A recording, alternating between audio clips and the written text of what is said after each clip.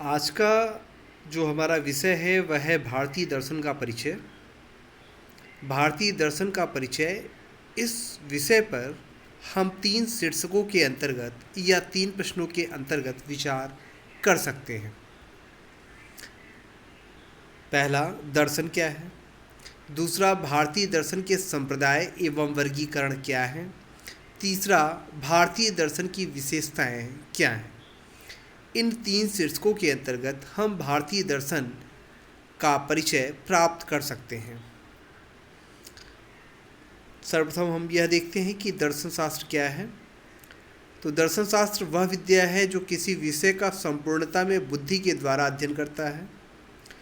भारतीय अर्थ में दर्शन शब्द दृश्य धातु से बना है, जिसका तात्पर्य है जिसके द्वारा परम तत्व का साक्षात्कार किया जाए। पाश्चात्य दर्शन में दर्शन शास्त्र फिलॉसफी का पर्याय है, जो फिलो और सोफिया दो शब्दों से मिलकर बनता है, जिसका शाब्दिक तात्पर्य है ज्ञान के प्रति प्रेम। तो मोटे तौर पे हम कह सकते हैं कि दोनों ही अर्थों में, चाहे वह भारतीय अर्थ हो अथवा पाश्चात्य अर्थ हो, दोनों ही अर्थों में दर्शन का तात्पर्य तत्व का साक्षात्कार या परम ज्ञान की प्राप्ति करना है।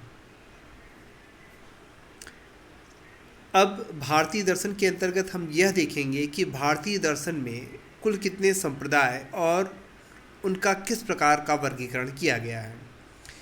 तो भारतीय दर्शन में दार्शनिक विचारों में मत भिन्नता होती है। उस मत भिन्नता के आधार पर कुल 9 संप्रदाय माने गए हैं। ये हैं चारवाक, जैन, बौद्ध, सांख्य, योग, न्याय, वैशेषिक, मीमांसा और वेदांत। ये 9 संप्रदाय हैं। ये संप्रदाय विभिन्न दार्शनिक विषयों पर भिन्न भिन्न मत रखते हैं, अर्थात कुछ जो विषय वस्तु हैं उन विषय वस्तु के विषय में इन प्रत्येक दार्शनिक विचारधारा का अलग अलग मत है, इसलिए ये अलग अलग संप्रदाय के नाम से जाने जाते हैं। भारतीय दर्शन के इन संप्रदायों को आस्तिक और नास्तिक 2 भागों में विभाजित किया गया है। आस्तिक वे हैं जो वेदों की प्रामाणिकता एवं विचारों को स्वीकार करते हैं। आस्तिक दार्शनिक संप्रदाय हैं सांख्य, योग, न्याय, वैशेषिक, मीमांसा और वेदांत। नास्तिक दर्शन वे हैं जो वेदों की प्रामाणिकता में विश्वास नहीं करते। चारवाक, जैन और बौद्ध दर्शन वेदों को न मानने के कारण नास्तिक दर्शन कहे जाते हैं। अतः आस्तिक और नास्तिक दर्शन का वर्गीकरण वेदों के स्वीकरण या अस्वीकरण पर आधारित है। तो यहाँ ध्यान देने वाली बात है कि भारतीय दर्शन के 9 संप्रदायों का वर्गीकरण 2 भागों आस्तिक और नास्तिक में किया गया है। आस्तिक का अर्थ यह नहीं है कि जो ईश्वर में विश्वास रखता हो, या नास्तिक का अर्थ यह नहीं कि जो ईश्वर में विश्वास न रखता हो, बल्कि आस्तिक वह है जो वेदों में विश्वास रखता है, नास्तिक वह है जो वेदों में विश्वास नहीं रखता। अब भारतीय दर्शन की क्या विशेषताएँ हैं। तो भारतीय दर्शन की निम्न प्रमुख विशेषताएं हैं, जो 6 हैं, जिनको हम देख सकते हैं। पहला है दुख से प्रारंभ, दूसरा आत्मा की अमरता, तीसरा कर्म सिद्धांत, चौथा मोक्ष का उद्देश्य, 5वां आध्यात्मिकता, 6वां व्यावहारिकता। तो इन विशेषताओं को हम कैसे बताएंगे, ये हम देख लेते हैं। दुख से प्रारंभ। भारतीय दर्शन का चिंतन दुख को स्वीकार करके प्रारंभ होता है। आत्मा की अमरता। प्रत्येक भारतीय दर्शन चारवाक को छोड़कर आत्मा की अमरता में विश्वास करता है कि आत्मा कभी नष्ट नहीं होती। कर्म सिद्धांत।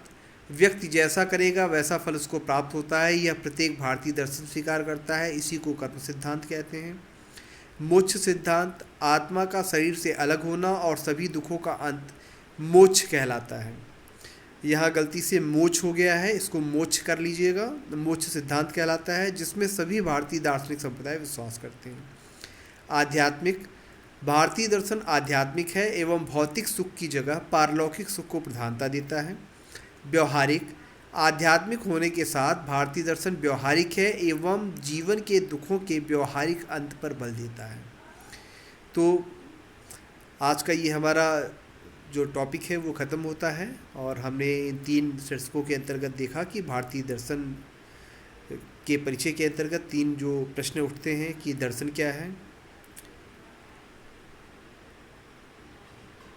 दर्शन की विशेषताएं क्या हैं, एवं भारतीय दर्शन के संप्रदाय एवं उनका वर्गीकरण। तो आज का ये हमारा टॉपिक समाप्त होता है। धन्यवाद।